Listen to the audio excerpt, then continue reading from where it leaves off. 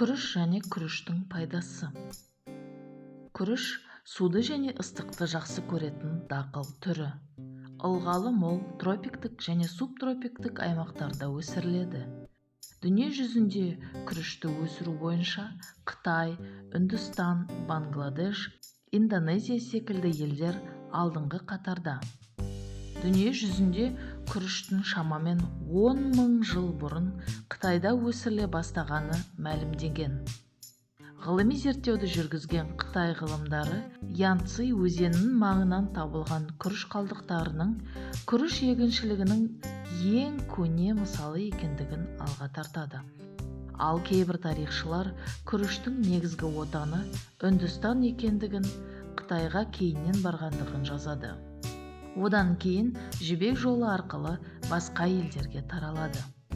Күріш негізгі азықтық дақылдарының бірі. Күріш дәнінен спирт, крахмал алынады.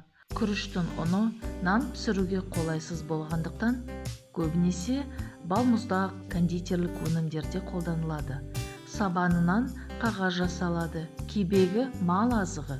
Одан жоғары сапалы май алуға болады. Күріштен жасалатын палау тағамы аспазшылардың шынайы сынағы деуге болады. Суы көп болса езіліп кетеді, аз болса күріш тірі болып қалады. Сондай-ақ барлық күріштің қасиеті бірдей болмайды. Суды көп сіңіретін, аз сіңіретін, майды көп сіңіретін, ұзын, қысқа, ақ, күңгірт, қара секілді көптеген түрлері кездеседі. Ақпарат құралдарында дүние жүзінде 40 000-нан астам түрі кездесетіні жазылады. Қара күріш туралы мынадай әпсана бар. Ертеде қара күріш тек Қытай сарайларында ғана өсіріліп, сарай халқы ғана жей алатын азық болған екен. Күндердің бірінде бір шаруа бір уысын ұрлап шығып, өсіріп, қара халықтың ішіне тарай бастаған екен. Бұл хабар патшаға жеткенде шаруалардың қолындағы бүкіл қара күріштерді тәркілеп көзін жояды. Осыдан кейін қара күріш тыйым салынған күріш деп аталып кеткен екен. Пайғамбарымыз Мұхаммед саллаллаху алейхи уассалам күріштен жасалған тағамды жақсы көрген екен. Сондықтан мұсылман елдерінде күріш жегенде салауат айту әдетке айналған.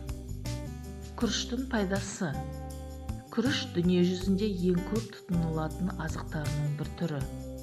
Күріштің дүние жүзінде 40 000-нан астам түрі бар көрінеді. Жүйелі қоректенудің ажырамас бөлігіне айналған күріш құрамында зиянды май, холестерин секілді зиянды ештеңе болмауы арқылы денсаулыққа өте пайдалы азық түрі. Қан қысымы.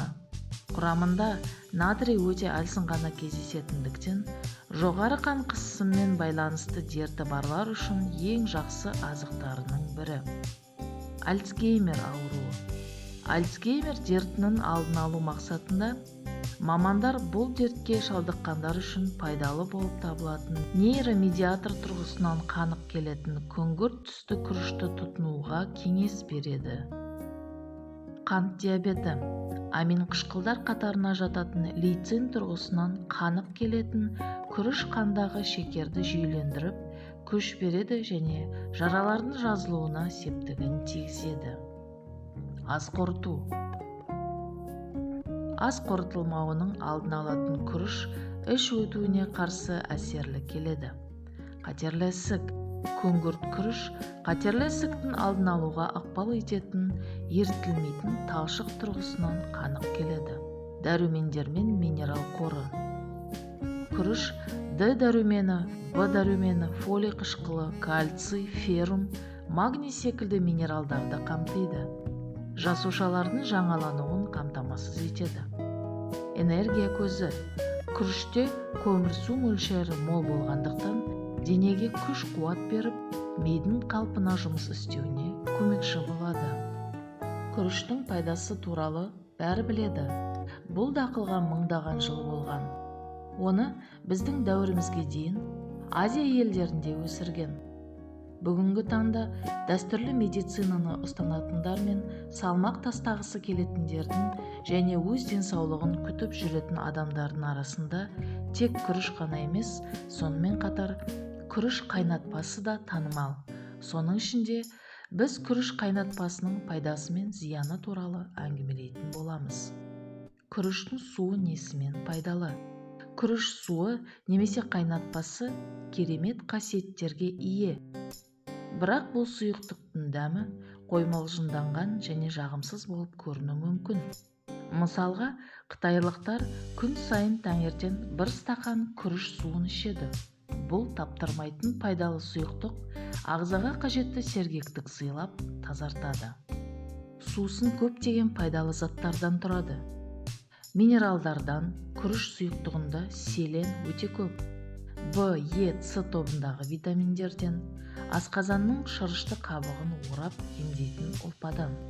Сондай-ақ күріш суының пайдалы қасиеттері бар.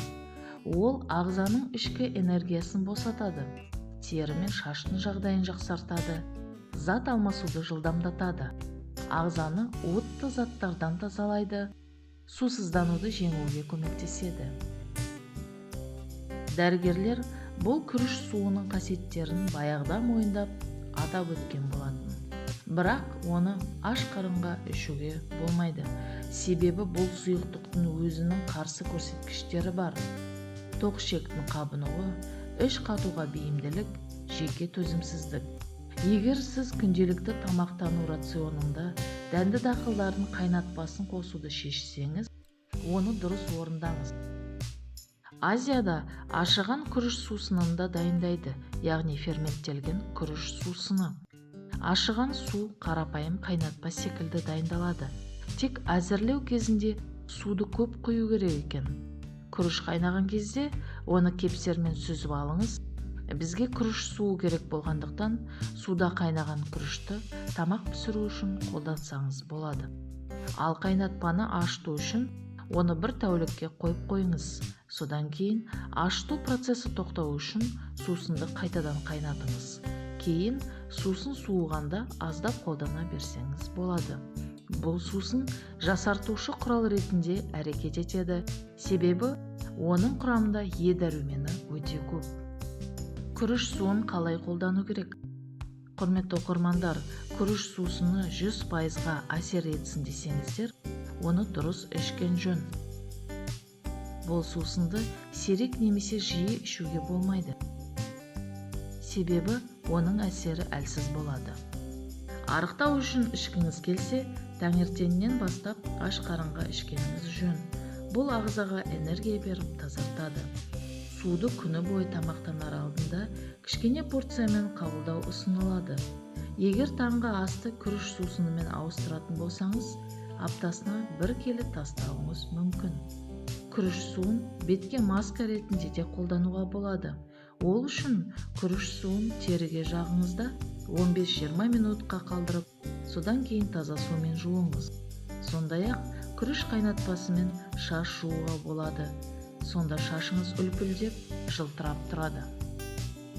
Көріп отырғаныңыздай, күріш су таптырмайтын сусын. Ол ауру кезінде жақсы көмектеседі және барлық сұлулық салонының орнын ешқандай шығынсыз алмастырады.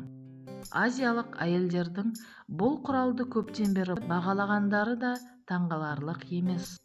Ал күріш суының ерекшелігі мұра ретінде қазіргі заманның сұлуларына да берілген.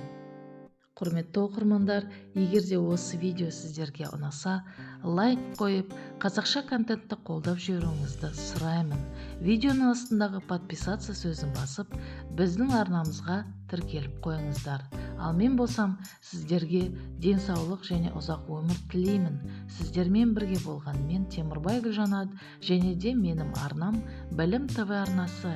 Келесі кездескенше қош сау болыңыздар, құрметті достар.